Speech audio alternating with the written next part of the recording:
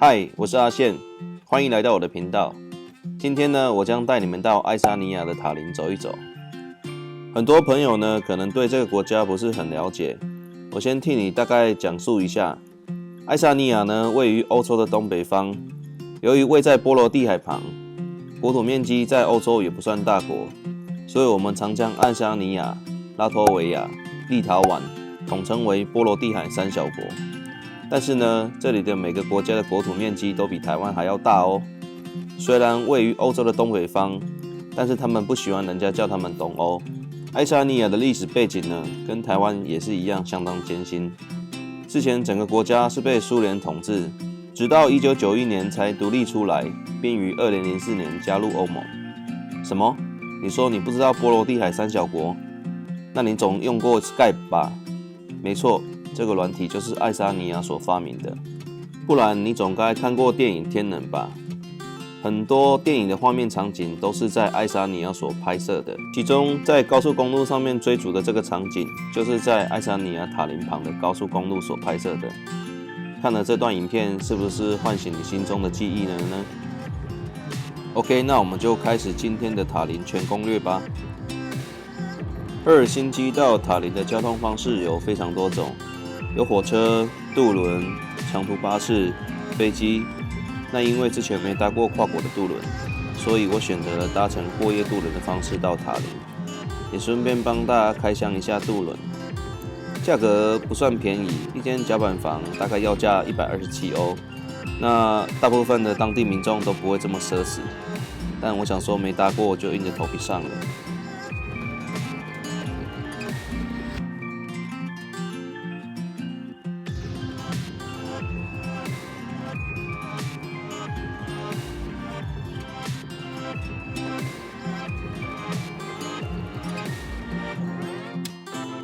让我再看看最后一眼芬兰吧，舍不得的说了声再见，期待将来有一天能够再度重游。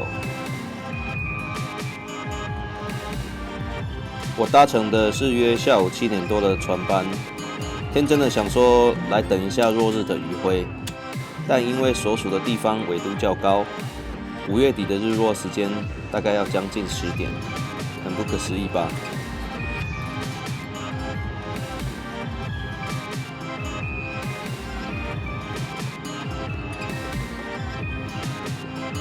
其实船外的风很大，然后又很冷，不如来看看人家在做什么，消磨一下时间，顺便拍一张帅照好了。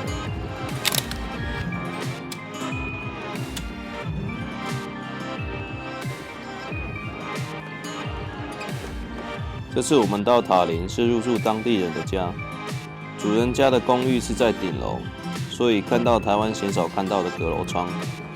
如果没什么事情的话，躺在床上看着天空发呆也是蛮舒服的。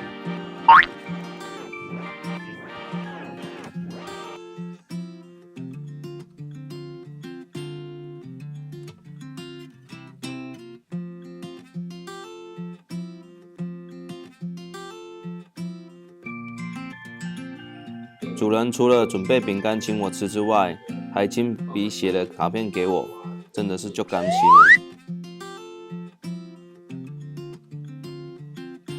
不愧是欧洲人的家里，所有厨具甚至是酒类的器具都一应俱全，害我们早餐餐餐都在家里处理。这里还发现了一个捕梦网，让坏的噩梦赶快散去。由于整个塔林的旧城区很大，所以我打算分2天逛完。建议开始逛景点之前，先去买这张塔林卡。有1到3天的方案，所有的交通免费之外，还能进入绝大多数的景点和博物馆，有点类似像日本的交通 pass。塔林真的很像童话故事的世界，让我忍不住多按了几下相机。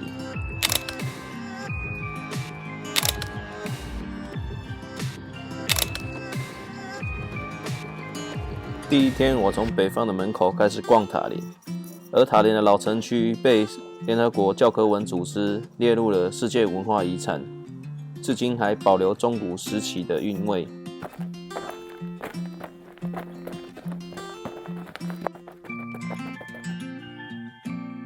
眼前映入眼帘的是塔林圣母主教座堂。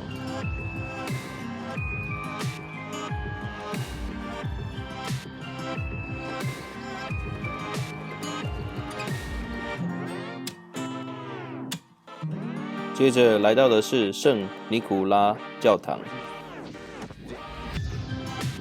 由于造访的这几天刚好碰上耶稣升天纪念日，所以处处都是一些活动。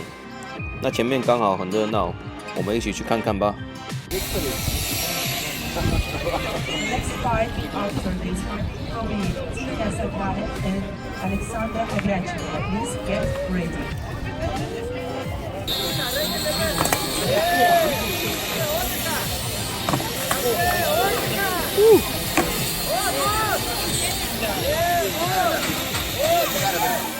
接着我们就迅速的进入各个需要收费的博物馆，以及城墙上面不用白不用嘛。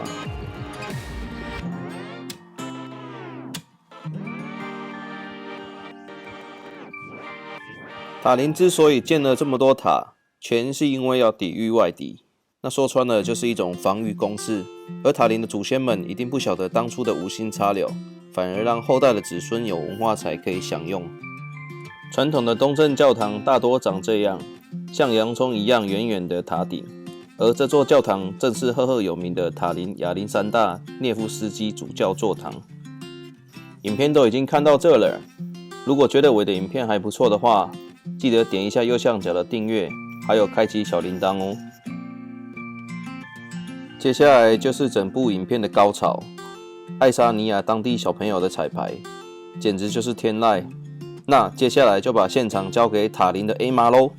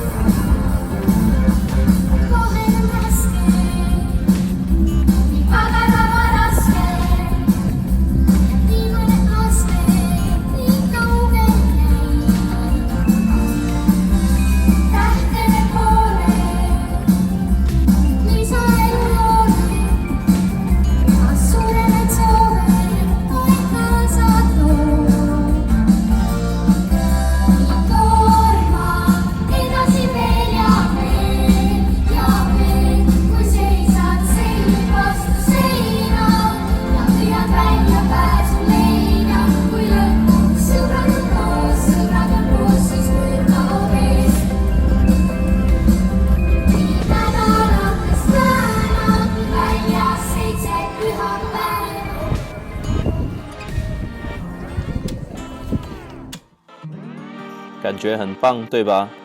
有没有一种耳朵怀孕的感觉啊？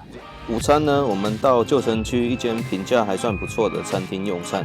那2019年的人均大概是8欧左右，现在应该不太可能了吧？按照国际惯例，先来帮食物拍一下遗照吧。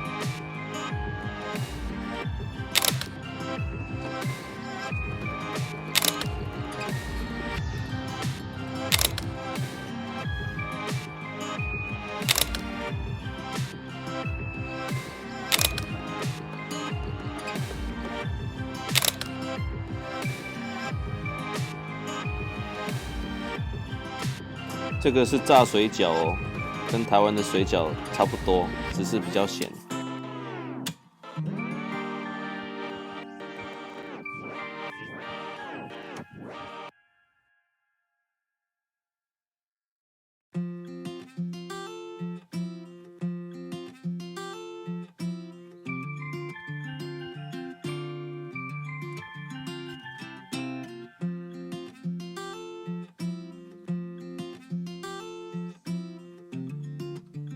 下午逛累了，我们就到附近的连锁超市 Rimi 买了一下今天的晚餐和明天早餐要吃的东西。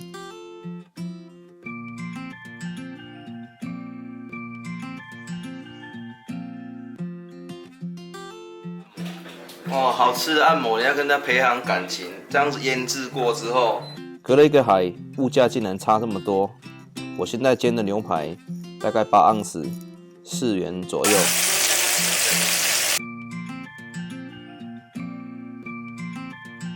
鳕鱼也差不多。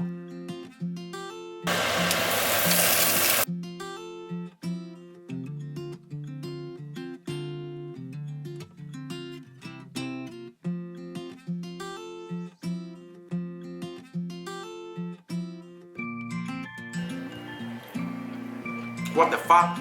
今天比较狂，开箱了4支不同的啤酒，已经不是微醺可以形容的了。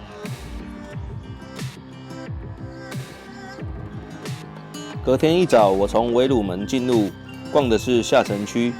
按照惯例，我也是要多按一下快门啊。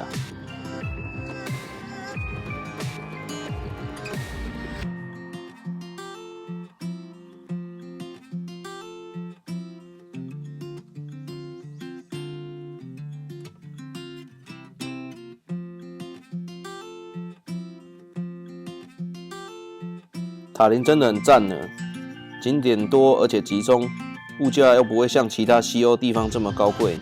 果然当初决定一路往南玩是正确的，痛苦指数才不会越来越高。下一集呢，我将带你们去模特儿的产地拉脱维亚，那就下次见喽，拜拜。